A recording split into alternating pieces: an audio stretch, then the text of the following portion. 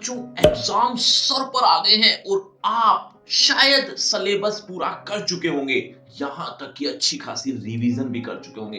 Exam के लिए जो मोस्ट इंपोर्टेंट क्वेश्चंस रहेंगे वो भी पढ़ चुके होंगे। अगर नहीं पढ़े तो डिस्क्रिप्शन बॉक्स में लिंक दे दिया फ्री क्रैश कोर्स का, जिस पर आप क्लिक करेंगे तो आपको हर चीज के इंपोर्टेंट क्वेश्चंस मिल जाएंगे। अब आज का जो वीडियो रहेगा वो रहेगा मोस्ट इंपोर्टेंट क्वेश्चंस ऑफ पद परिचय। पद परिचय के लिए जो मोस्ट इंपोर्टेंट क्वेश्चंस आपके लिए होने वाले हैं उसके लिए ये वीडियो है। तो बिना किसी देरी के करते हैं शुरू। नमस्ते, मेरा नाम आशीष है। देखो बच्चों, इस वीडियो में कुछ अच्छे अच्छे मोस्ट इंपोर्टेंट क्वेश्चंस आपके लिए हैं, लेकिन ये आपकी एक तरह की प्रैक्टिस भी है और आपको अपने लेवल का भी पता चलेगा कि हमें कितना आता है। वो तब पता चलेगा जब आप मेरे क्वेश्चन को सुनकर अपना आंसर कमेंट कर दोगे, यानी अपना आंसर पहले बता दोगे। और अगर आपका आंसर ठीक होता है तो आप समझ जाना कि हमारी तैयारी कितनी अच्छी हो रही है। चलिए अभी मैं आपको पहला प्रश्न दिखाता हूं। रामचरितमानस की रचना तुलसीदास द्वारा की गई है। यहां ध्यान से देखने वाली बात यह है कि रामचरितमानस पर अंडरलाइन है, जो कि पद परिचय में एक कॉमन बात है, क्योंकि पद परिचय उसी का ही देना है जो वर्ड रेखांकित हो, अंडरलाइन हो। इसका आंसर आपको कमेंट करना है। लेकिन लेकिन लेकिन वीडियो को पॉज कर लेना, क्योंकि मैं तो अब लगातार ही आपको आंसर बताता चलूंगा। चलिए, रामचरितमानस की रचना तुलसीदास द्वारा की गई है। रामचरितमानस का पद परिचय देना है और मैंने आपको कुछ ट्रिक बताई थी वीडियो में। पद परिचय का जो वीडियो बनाया था आपको समझाने के लिए, उसमें एक ट्रिक बताई थी कि आप किस तरह से सोल्व करेंगे। देखो, सबसे पहले संज्ञा, सर्वनाम, विशेषण, क्रिया या अव्यय, इन पांच में से आपको ये छांटना है कि ये कौन सा है। अगर आप वो छांट लेते हो तो बाकी चीजें आपके लिए बहुत आसान हो जाएंगी। जैसे रामचरितमानस एक संज्ञा है, क्योंकि ये किसी का नाम है, और नाम किसका है वो आप जानते ही हैं। लेकिन लेकिन लेकिन संज्ञा लिखने से ही काम नहीं चलेगा, उसका भेद भी बताना पड़ेगा। तो रामचरितमानस किसी का नाम है, तो फिर ये क्या आएगा? ये आएगा व्यक्तिवाचक संज्ञा।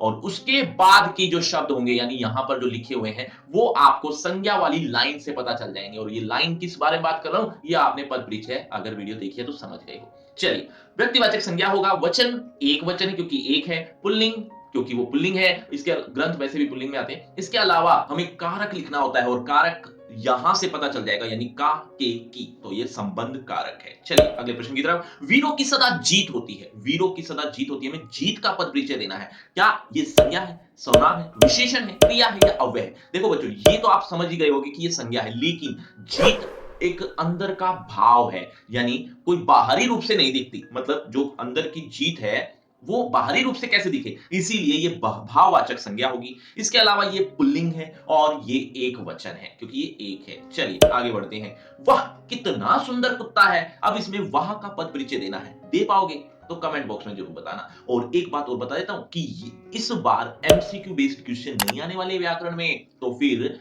ये ध्यान रखना कि आपको इसी तरह से लिखना पड़ेगा। तो वह का पद परिचय होगा विस्मयादि बोधक अव्यय है और हर्ष सूचक है। देखो, संज्ञा, सर्वनाम, विशेषण, क्रिया और अव्यय, इन पांच में से ये अव्यय है, ये तो आप समझ ही गए थे शायद। तो फिर विस्मयादि बोधक अव्यय लिखने के बाद ना तो इसमें कोई लिंग लिखना है ना वचन। ये मैंने आपको वीडियो में भी समझाया था क्यों नहीं लिखना, क्योंकि अव्यय में लिंग वचन कारक काल होते ही नहीं। चलिए आगे बढ़ते हैं। हर्ष सूचक ये इसीलिए लिखा गया है क्योंकि ये खुशी को व्यक्त कर रहा है। कई बार दुख में भी व्यक्त किए हुए विस्मयादि बोधक अव्यय होते हैं, तो उसके लिए अलग लिखना होता है। तो खैर ये हर्ष सूचक था। चलिए आगे बढ़ते हैं। सोहन पहली कक्षा में पढ़ता है। अब इसमें पहली का पद परिचय देना है, और पहली, अब ध्यान से देखो, इससे अगला वर्ड कुछ ऐसी चीज है जिसकी ये विशेषता बता रहा है ना? तो फिर जो विशेषता बता रहा है तो क्या कहलाएंगे? विशेषण। तो ये संज्ञा की विशेषता बता रहा है, तो ये कौन सा विशेषण हुआ? संख्यावाचक विशेषण। क्यों? क्योंकि ये संख्या है, और संख्यावाचक विशेषण अगर आप जानते हैं और आप पढ़ चुके हैं तो इतना लिखना भी काफी रहेगा। लेकिन लेकिन लेकिन लेकिन अगर आप संख्यावाचक विशेषण के बारे में और ज्यादा डिटेल में जानते हैं तो आपको पता, मतलब एक तरह और ज्यादा डिटेल में जानने का मतलब आपको उसके भी भेद आते हैं, तो आप यहां पर क्रम सूचक यानी उसका भी भेद लिख सकते हैं। लेकिन अगर आपको नहीं आता, आपको सिर्फ बेसिक पता है, विशेषण के जो मुख्य रूप से चार भेद हैं वही जानते हो, तो आप इतना ही लिख दोगे, काफी है। संख्यावाचक विशेषण पता हो तो लिख देना, ठीक है। इसके बाद ये स्त्रीलिंग है क्योंकि ये पहली है, पहला नहीं है ना। एक वचन है क्योंकि एक ही कक्षा की बात हो रही है। कक्षा इसका विशेष्य है। एक विशेषण होता है, एक विशेष्य होता है, ये आपने विशेषण वाले टॉपिक में देख लिया होगा। लेकिन संज्ञा, सर्वनाम, विशेषण, क्रिया और अव्यय, ये पांच जो टॉपिक में बार बार नाम ले रहा हूं, अगर इनके बारे में कुछ भी नहीं जानते तो वीडियो जरूर देख लेना इन पांचों के बारे में। अगर आप इनमें से एक वीडियो भी छोड़ देते हो तो फिर आपको पद परिचय समझ में कम ही आएंगे या गलत ही होंगे। चलिए आगे बढ़ते हैं अगले प्रश्न की तरफ। इस संसार में ईमानदार बहुत कम है। अब इसका पद परिचय देना है। अब इसका पद परिचय देने से पहले अगला वर्ड जरूर देख लेना। यहां पर भी कुछ विशेषता बताई जा रही है। किसकी विशेषता है? संसार की, कि ये इस संसार में, विशेषण वाले टॉपिक में ही आप समझ गए होंगे ये बात। और इस सार्वनामिक विशेषण है, क्योंकि ना तो ये गुणवाचक है, ना संख्या है, ना परिमाण है। इन तीन में से तो है ही नहीं, क्योंकि संख्या में संख्या होती है संख्यावाचक में, और परिमाण में मापतोल होती है, और गुणवाचक में किसी का गुण होता है। लेकिन यहां पर एक सर्वनाम शब्द आया हुआ है, तो सर्वनाम किसी संज्ञा की विशेषता बता रहा है, तो ऑब्वियस बात है ना, सार्वनामिक विशेषण हुआ। इसी तरह से ये वीडियो में भी समझाया है थोड़ी डिटेल में उदाहरण देकर, तो आप जरूर देख लेना। एक वचन है क्योंकि ये एक है, इसके अलावा ये पुल्लिंग है, और संसार विशेष्य है, ये हमने यहां पर भी लिखा था। चलिए आगे बढ़ते हैं। अरे आप आ गए, आपका पद परिचय लेना है। अब आप क्या है? वैसे तो आप नाम से या एक वर्ड देखकर ही समझ जाते होगे कि ये संज्ञा सर्वनाम विशेषण क्रिया या अव्यय में से कोई ना कोई एक चीज तो है। तो वो कौन सी है? वो है मध्यम पुरुषवाचक सर्वनाम। मतलब सर्वनाम तो है, लेकिन ये पुरुषवाचक सर्वनाम है, और पुरुषवाचक का भी एक भेद है, मध्यम पुरुषवाचक, जो सामने वाले के लिए पुकारा जाता है, आप यानी सामने वाला, तो मध्यम पुरुषवाचक सर्वनाम। इसके अलावा ये एक है, तो एक वचन लिख दिया।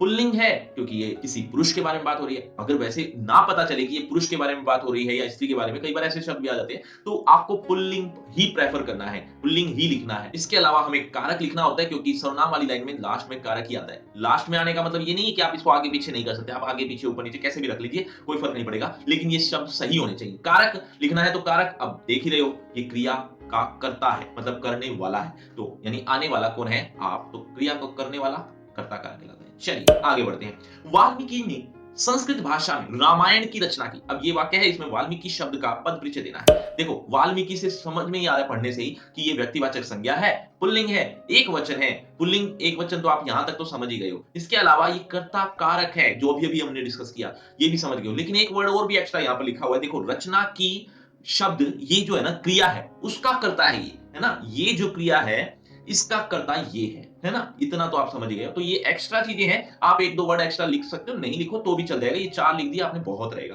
कंफ्यूज मत होना कि इतना कुछ कैसे लिखेंगे। चलिए, शाम होते ही पक्षी घोंसले में आ गए। आ गए का पद परिचय देना है। आ गए से समझ में आ गया कि ये क्रिया है ना। अब हमें ये तो समझ में आ गया, हमें क्रिया वाली लाइन लिखनी है। अब ये क्रिया वाली लाइन, ये बार बार जो मैं बोल रहा हूं, ये पद परिचय वाले वीडियो में समझाई हुई है, उसको जरूर देख लेना। देखो आ गए क्रिया है, अब क्रिया कौन सी है? सकर्मक है या अकर्मक, वो समझ जाओ, बाकी आप समझ ही गए हो। ये अकर्मक क्रिया है, क्यों? क्योंकि क्या आ गए, इससे कोई फर्क ही नहीं पड़ा, मतलब कोई उत्तर ही नहीं मिला। अगर आपको उत्तर मिल रहा है कि पक्षी आ गए, तो हाँ उत्तर तो मिल गया, लेकिन क्या का उत्तर नहीं है, ये कौन का उत्तर है। मैंने आपको बताया था वीडियो में कि क्या का जवाब, मतलब क्रिया वाली वीडियो में जब मैंने समझाया था, तो क्या का जवाब आपको हमेशा निर्जीव चीज ही मिलेगी, कभी सजीव चीज नहीं मिलेगी। तो ये अकर्मक क्रिया है, पुल्लिंग है, और बहुवचन है, क्योंकि ये बहुत सारे हैं। चलिए आगे बढ़ते हैं। तुम कॉपी और किताब ले लो, लेकिन फाड़ना नहीं। अब इस वाक्य में देखो, और का पद परिचय देना है। वैसे शब्द देखते ही अगर आप समझ जाओ तो और भी अच्छी बात है। ये अव्यय है। अव्यय कौन सा है? दो शब्दों को ये जोड़ रहा है। अब ये जोड़ने वाला कौन सा होता है? समुच्चय बोधक अव्यय कहलाता है। समुच्चय बोधक अव्यय में भी भेद होते हैं, मतलब समुच्चय बोधक के भेद जो दो होते हैं, एक होता है समानाधिकरण और एक होता है व्याधिकरण। अगर उसके बारे में भी जानते हो तो आप इस तरह से लिख सकते हो, अगर नहीं जानते तो कोई दिक्कत नहीं है, समानाधिकरण न लिखो, समुच्चय बोधक अव्यय ही लिख दो, काफी रहेगा। ठीक है, चलिए। इस समानाधिकरण क्यों है? क्योंकि ये दो बराबर बराबर शब्दों को बांट रहा है। दो बराबर बराबर शब्दों या वाक्यों को बांटे तो वो समुच्चय बोधक होता है, और जब बराबर बराबर ना हो तब वो व्याधिकरण होता है। ये आपको वीडियो में समझाया थोड़ी डिटेल में, अब यहां समझाऊंगा तो वीडियो बड़ी हो जाएगी। कॉपी किताब शब्दों को जोड़ने वाला, ये एक्स्ट्रा चीजें लिख दी गई हैं, आप लिख सकते हो। ये कॉपी और किताब, ये दो चीजों को जोड़ रहा है, बस ये लिख दिया। नेहा यहां इसी मकान में रहती है। बच्चों, ये जो आपकी रिवीजन चल रही है या ये मोस्ट इंपोर्टेंट क्वेश्चन चल रहे हैं, ये मैं ऑलरेडी रोज डेली आपकी प्रैक्टिस, आपकी रिवीजन करवाता हूं।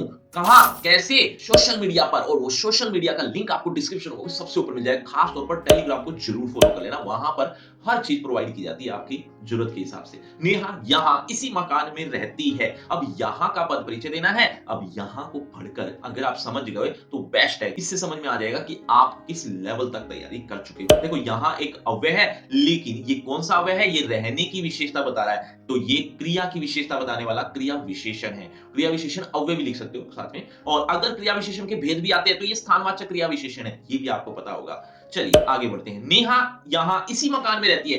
अब की बार वाक्य सेम ही है, लेकिन इसी का पद परिचय देना है। तो इसी किसकी विशेषता है? मकान की, क्योंकि ये मकान की बात चल रही है। तो जब मकान की विशेषता बताए कोई ऐसा सर्वनाम शब्द जो इसी के बारे में बता रहा है, मतलब संज्ञा के बारे में ही बता रहा हो, तो फिर वो सर्वनाम नहीं रहता, फिर वो सार्वनामिक विशेषण बन जाता है। तो ये सार्वनामिक विशेषण है, पुल्लिंग है, एक वचन है क्योंकि एक ही मकान की बात हो रही है। इसके अलावा ये मकान विशेष्य है, ये आप वैसे ही समझ गए हो क्योंकि पहले भी समझा था। अरे वाह! तुम भी पुस्तक पढ़ सकते हो। तुम का पद परिचय देना है। मैंने बताया था ना, तुम जब सामने वाले के लिए कोई संबोधित कर रहा है तो कौन सा सर्वनाम होगा? वो होगा मध्यम पुरुषवाचक सर्वनाम। इसके अलावा एक वचन है, पुल्लिंग है, कर्ता कारक है। कर्ता कारक क्योंकि क्रिया को करने वाला यही है। और इसके अलावा ये चीज एक्स्ट्रा है, अगर आप लिखना चाहो तो लिख सकते हो। इससे थोड़ा सा एक्स्ट्रा इंपैक्ट पड़ता है कि ये पढ़ सकते हो, ये जो क्रिया है ना, इस क्रिया का कर्ता है ये कौन? तुम, क्योंकि हम तुम का पद परिचय दे रहे हैं। चलिए अगले प्रश्न की तरफ। अगला प्रश्न है, अच्छी मिट्टी में क्रिकेट खेलते हैं। अब खेलते हैं का पद परिचय देना है। खेलते हैं शब्द से ही समझ में आ रहा है कि ये क्रिया है, तो यहां पर क्रिया तो लिखनी ही है, लेकिन कौन सी क्रिया? क्या खेलते हैं? क्रिकेट, जवाब आ गया, इसीलिए सकर्मक क्रिया है। इसके अलावा बहुवचन है क्योंकि बहुत सारे के बारे में बात हो रही है। पुल्लिंग है, पुल्लिंग तो आप ऐसे देखते ही समझ गए होगे। वर्तमान काल है, काल लिखना होता है जब भी क्रिया के बारे में लिखना होता है, तो खेलते हैं काल है, लेकिन कौन सा? वर्तमान। इसके अलावा ये आप पांचवी चीज है, कर्तृवाच्य है। कर्तृवाच्य क्रिया से ही समझ में आता है। आप कहीं पर भी यानी अच्छी, मिट्टी, क्रिकेट, इनका पद परिचय दे रहे हो तो वाच्य लिखने की जरूरत नहीं है। वाच्य हमेशा क्रिया के साथ ही होगा, यानी क्रिया का पद परिचय दो तो ही लिखना, अगर आपको पता है तो। नहीं पता तो मत लिखना, ये चार ही बहुत है। ठीक है, चलिए आगे बढ़ते हैं। रिया पटना जा रही है। रिया का पद परिचय देना, नाम से ही समझ में आ गया। रिया नाम है, संज्ञा है। संज्ञा कौन सी है? व्यक्तिवाचक संज्ञा है। स्त्रीलिंग है क्योंकि लड़की है, और एक वचन है, एक वचन क्योंकि एक है। कर्ता कारक है, ये तो खैर ज्यादा डिटेल में क्या बात करें। अगला है, आनंद हमारे घर परसों आएगा। थोड़ा ध्यान से सोच समझ के जवाब देना। देखो परसों की ये एक तरह की विशेषता है, किसकी? क्रिया की। तो ये क्रिया की विशेषता बताने वाले क्रिया विशेषण कहलाते हैं। जब अगर अगर हम पूरे नाम की बात करें तो क्रिया विशेषण अव्यय। क्रिया विशेषण अव्यय तो है, लेकिन अगर उसका भी भेद आता है आपको तो ये कालवाचक क्रिया विशेषण है, क्योंकि ये समय के बारे में बता रहा है। अगर आपने अव्यय देखे हैं तो समझ गए होंगे। तो कालवाचक क्रिया विशेषण आएगा, ये हो गया। आएगा जो शब्द है, ये क्रिया के काल की विशेषता है, मतलब क्रिया के समय की विशेषता ये बता रहा है। आएगा, सॉरी परसों, परसों शब्द ये क्रिया की विशेषता बता रहा है। ये बात यहां लिखी हुई है, बस सिंपल सी बात ये थी। तो इसी तरह से आप और भी इंपॉर्टेंट क्वेश्चंस चाहते हो तो पार्ट 2 लिख देना कमेंट बॉक्स में। ज्यादा कमेंट आए तो इस पर बहुत जल्दी वीडियो आ जाएगी। लेकिन लेकिन लेकिन लेकिन अगर आप अपना A to Z सिलेबस एक ही पेज पर with important question, with exercise question, with MCQ type question, हर एक पैकेज चाहते हो जो कि आपको फ्री में मिल जाएगा, लिंक आपको डिस्क्रिप्शन बॉक्स में मिल जाएगा, फ्री क्रैश कोर्स के नाम से, क्लास 10th के नाम से, तो ये जरूर देख लेना।